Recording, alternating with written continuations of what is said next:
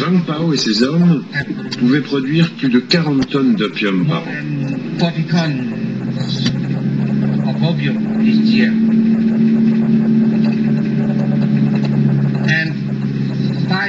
Et 5 kilos d'opium peuvent donner 1 kilo d'héroïne.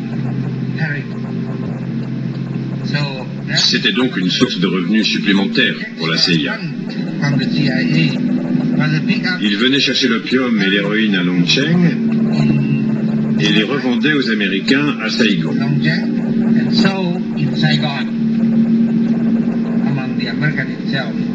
Consommer de la drogue était devenu une mode pendant la guerre. Or, constitués du Laos, de la Birmanie et de la Thaïlande, les hauts dignitaires de la CIA sont eux aussi impliqués dans le trafic de drogue. Wang Pao compte parmi ces puissants barons. Au cours de la guerre, la production de drogue dans la région est multipliée par 10. Lorsque la CIA se retire du Laos, 70% de l'opium et de l'héroïne vendus dans le monde viennent de la région. Au cours de ses recherches dans les villages Hmong, Alfred McCoy découvre les méthodes radicales de Wang Pao.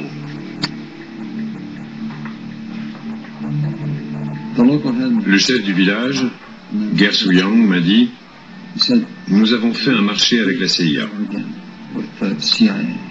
Nous leur avons donné nos hommes, et tout ce que nous demandions en échange, c'était de la nourriture. Maintenant, Wang Pao veut aussi nos hommes de 14 ans. Mais si nous obéissons, qui épousera nos filles et produira la nouvelle génération? La communauté s'éteindra. C'est pourquoi j'ai refusé. Et ils nous ont coupé le riz. »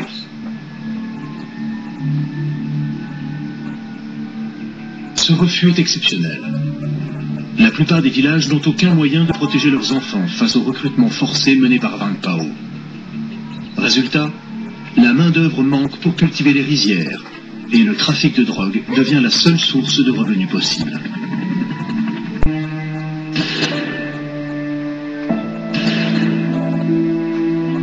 À la fin de l'année 1971, presque tous les hommes en âge de combattre sont morts.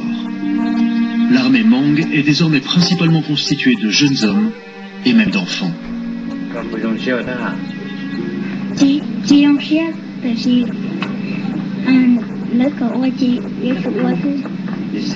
Il dit qu'il ne veut pas se battre.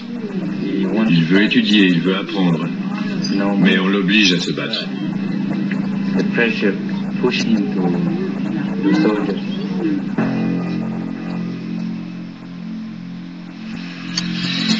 L'armée secrète de la CIA n'est plus que l'ombre d'elle-même. Pour compenser sa faiblesse, l'agence de renseignement intensifie ses frappes aériennes. Celles-ci atteignent leur apogée en 1971.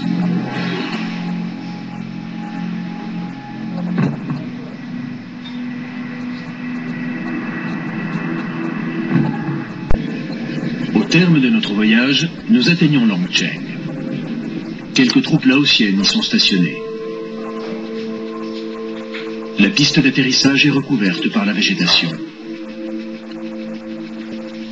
Les bâtiments de la CIA ont été laissés à l'abandon. La maison de Wang Pao est en ruine.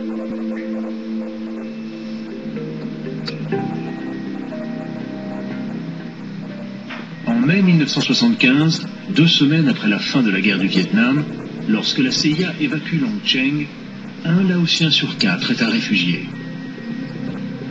Des centaines de milliers d'innocents sont morts. Après la victoire du Pathet Lao, la CIA a fait évacuer 3000 soldats Hmong. Des milliers ont été abandonnés sur place.